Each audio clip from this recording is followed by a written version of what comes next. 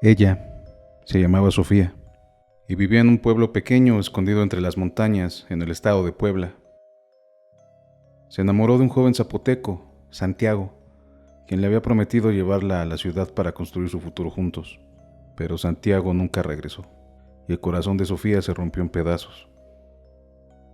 Desesperada por el vacío que sentía en su vida, en una noche helada de otoño, decidió lanzarse al río que corría por el pueblo, buscando acabar con su dolor. Pero el agua casi congelada no le trajo consuelo. El entumecimiento y las pocas ganas de luchar dejaron su cuerpo inerte, flotando por el río. Los lugareños encontraron a Sofía poco tiempo después y se encargaron de darle sepultura, ya que ella no tenía familia en el pueblo. Cuando era una niña, casi adolescente, perdió a sus padres. Su familia decidió no hacerse cargo de ella, ya que eran muy pobres, y prefirió huir. Sofía caminó durante varios días y sin darse cuenta había llegado al pueblo donde conoció a los abuelos de Santiago, que cuidaron de ella hasta que enfermaron años después.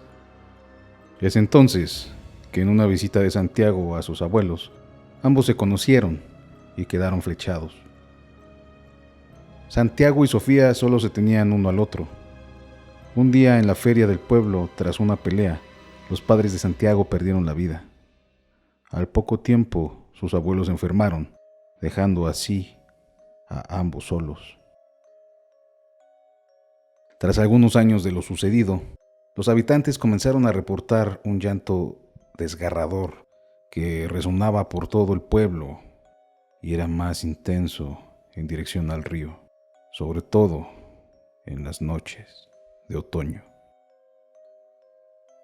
Algunos hombres comentaban que al adentrarse en las montañas, entre los árboles y la maleza, llegaban a percibir la silueta de una mujer cubierta de un manto blanco.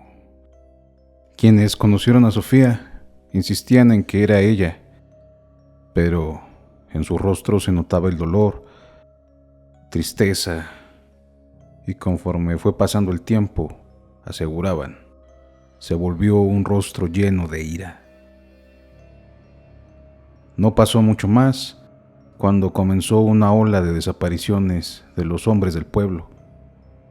La gente decía que esto era porque decidían irse a buscar trabajo en los Estados Unidos, o como mínimo al centro del país. Pero las familias de estos hombres decían que no era así.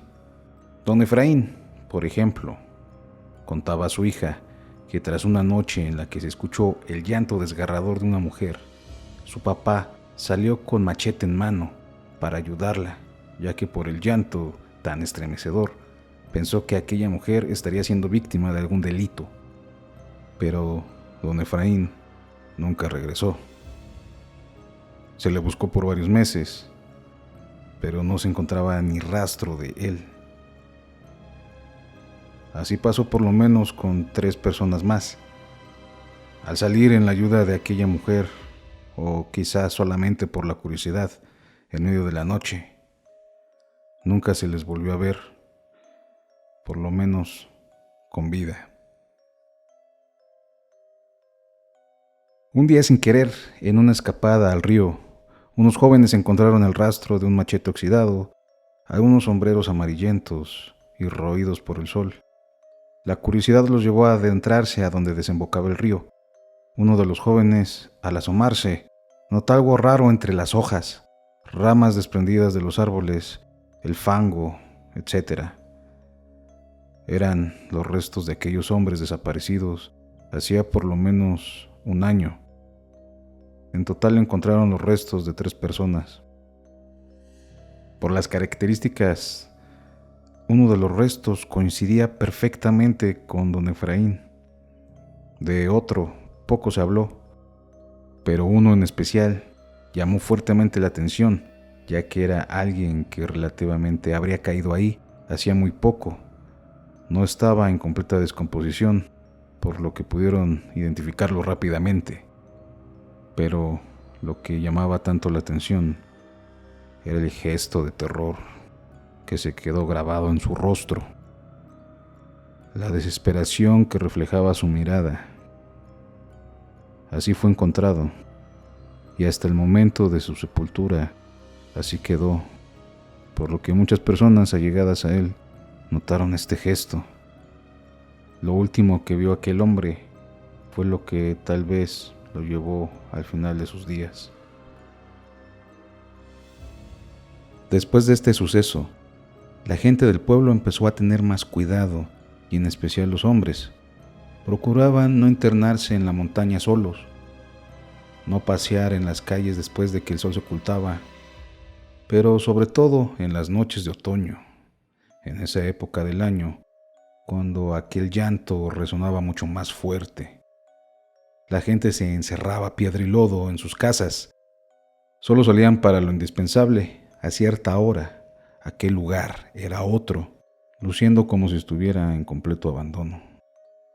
Por la temporada, los árboles comenzaban a deshojarse, quedando las ramas expuestas, dando un efecto aterrador bajo la luz de la luna, con las calles llenas de hojarasca que el viento helado levantaba y movía de un lado para otro.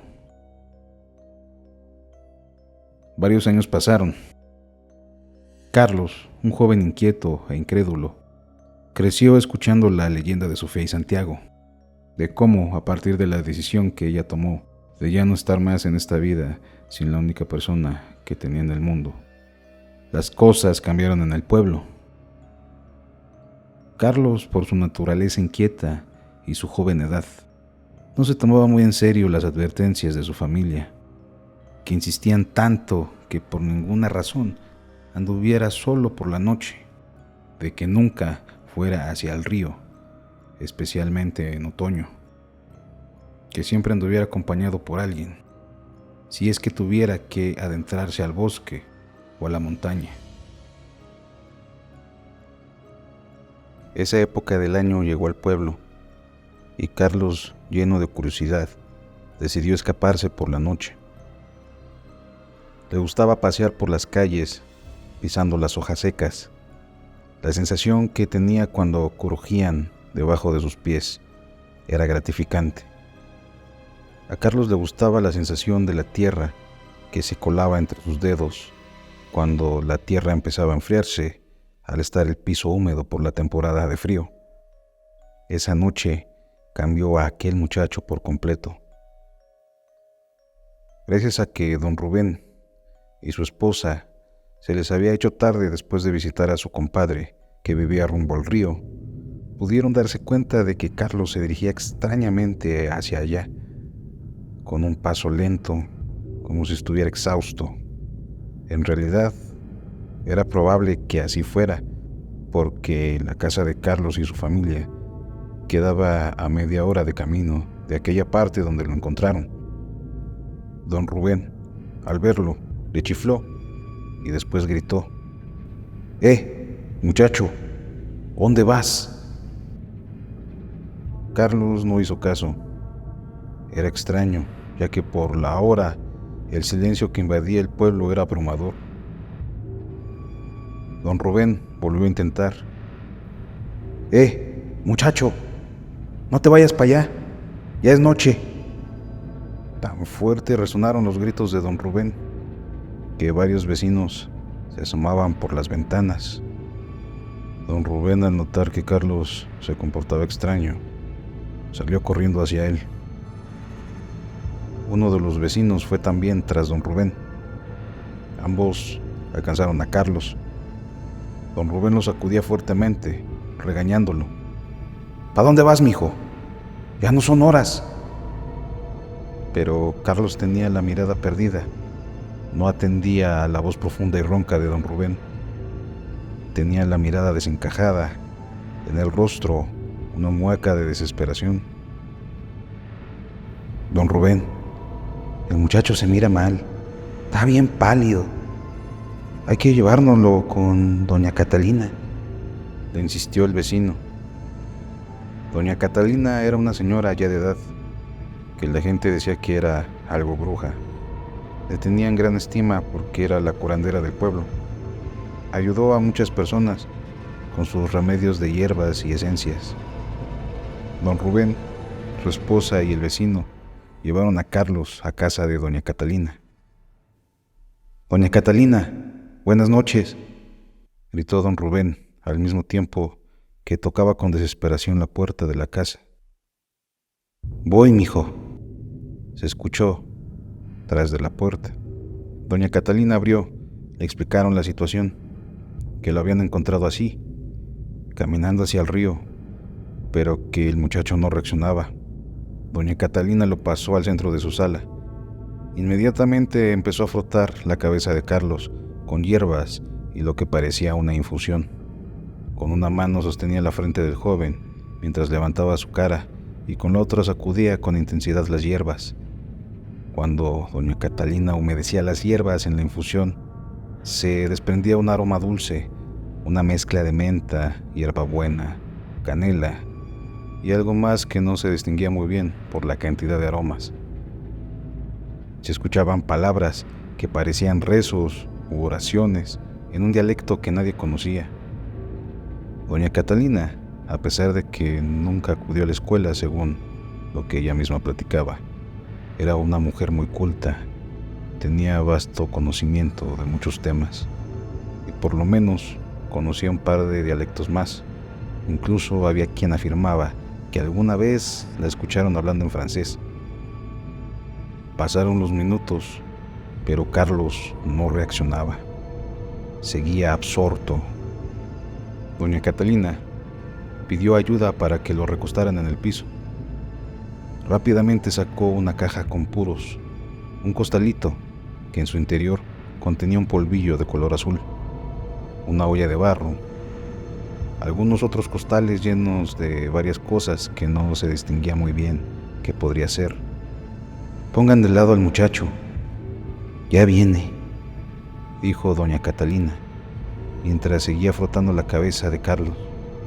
El pecho lo empezó a humedecer con agua de un recipiente lleno de flores. Los pies los untó con un poco del polvillo azul y con algo más que sacó de uno de los costales, mientras esparcía el humo de los puros por todo el lugar, y con la ceniza que se desprendía marcaba la frente de Carlos. En ese momento, el muchacho gritó. Inmediatamente comenzó a llorar desconsoladamente, con sollozos tan profundos y llenos de dolor, como si en ese preciso instante estuviera sufriendo la pérdida de algún ser querido. Era algo que solo los que hemos pasado por esa situación entenderíamos. Doña Catalina colocó la olla de barro frente al rostro del muchacho y unos cuantos segundos después, Carlos empezó a vomitar una especie de bilis, pero de color negro. Doña Catalina golpeaba su espalda con algo de fuerza hasta que de un momento a otro introdujo la mano en la boca de Carlos, con los dedos llenos de ceniza de los puros, el polvillo azul, un poco de sal y aceite de oliva. Intentaba sacar algo. Poco a poco se lograba ver lo que don Rubén describió como cabello. Tras esto, doña Catalina pidió que lo levantaran y que lo sentaran. Le dieron de beber agua y por fin Carlos reaccionó al entorno. Se le había confundido, pero a la vez tranquilo. Por la expresión en su rostro, se podía notar que no tenía ni idea de lo que acababa de suceder. «Mijo, ayúdame con esta olla. La vamos a llevar acá, a un terrenito», le pidió con amabilidad doña Catalina a don Rubén. Tomó un par de costales, una botella de alcohol, un pedazo de leña encendida que tenía dentro de uno de sus anafres y se fueron con la olla. Al llegar al terreno baldío, doña Catalina dibujó un par de símbolos en el piso, la mitad con el polvillo azul, la otra mitad con algo que parecía una preparación de sal con ralladura de coco. Luego vertió el alcohol, desplazando en forma de 8 la botella. Con la leña encendió el alcohol. Al instante, el fuego se arremolinó como si algo jalara las llamas. Tomó la olla y la azotó con fuerza en medio de toda la preparación. Empezó a decir cosas que don Rubén nunca entendió y que no se atrevió a preguntar qué eran esas palabras. Mientras las llamas provocadas por el alcohol se consumían, al mismo tiempo doña Catalina bañaba en polvos lo que Carlos había vomitado, hasta que quedó una especie de ceniza endurecida, parecida al carbón, completamente negra. Carlos nunca pudo explicar lo sucedido aquella noche. Él siempre dijo que lo único que recordaba es que mientras se entretenía pisando la hojarasca, vio a una mujer vestida completamente de blanco, que se acercaba hacia él, que nunca sintió miedo, ya que los ojos de ella solo reflejaban una profunda tristeza. Después de eso, no recuerda nada más, hasta el momento donde se encontró sentado en la casa de doña Catalina. Eso sí, aclaraba Carlos, los ojitos tristes de aquella muchacha nunca se me van a olvidar. En el pueblo pasaron poco más de 30 años desde lo sucedido con Sofía. Un día por el mes de octubre, de la nada, se apareció un hombre, ya de edad, quizá entre 55 a 60 años. Por la ropa que llevaba puesta, parecía venir del centro del país, de la ciudad, que en aquellos años era todavía conocida como Distrito Federal. Alguien por ahí lo reconoció y efectivamente era Santiago. Él nunca explicó claramente por qué no había podido regresar, ni siquiera mandar una carta. Se limitó a decir que pudo cruzar al otro lado, que de Tijuana lo llevaron a San Diego, pero que se le complicaron las cosas y solo eso quiso platicar. Evidentemente, lo primero que hizo Santiago al regresar al pueblo fue buscar a Sofía, pero lo único que encontró fue su tumba abandonada, junto a las historias de lo ocurrido en todos esos años de ausencia. Como era natural, a Santiago se le vino el mundo abajo. Tras todo lo que le contaba la gente, él decía que nunca pudo casarse, ni tuvo hijos por la situación en la que se encontraba, que su única ilusión era poder regresar por fin al pueblo, a cumplir su promesa, que después de todo ya tenía el dinero y la casa donde llevaría a Sofía, incluso si ella ya tuviera hijos y estuviera casada, que lo único que quería era cumplir su palabra. Santiago, así como regresó, un día volvió a desaparecer. Por tantos años transcurridos, pocas eran ya las personas que lo conocían, así que prácticamente a nadie le importó su ausencia. Además, que la casa donde vivió de joven junto a Sofía ya había sido reemplazada hacía mucho por locales comerciales.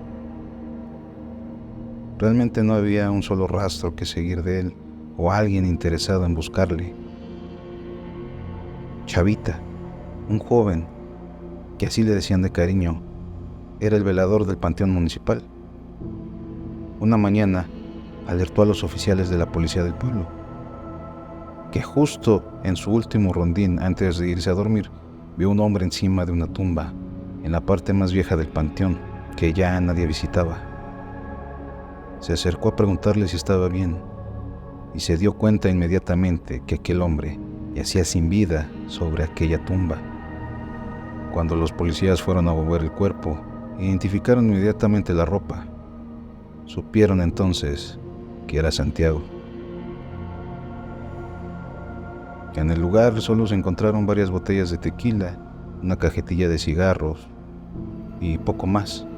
El cuerpo de Santiago estaba de costado, abrazando la tumba de quien fue el amor de su vida. En su rostro se podía notar una ligera sonrisa.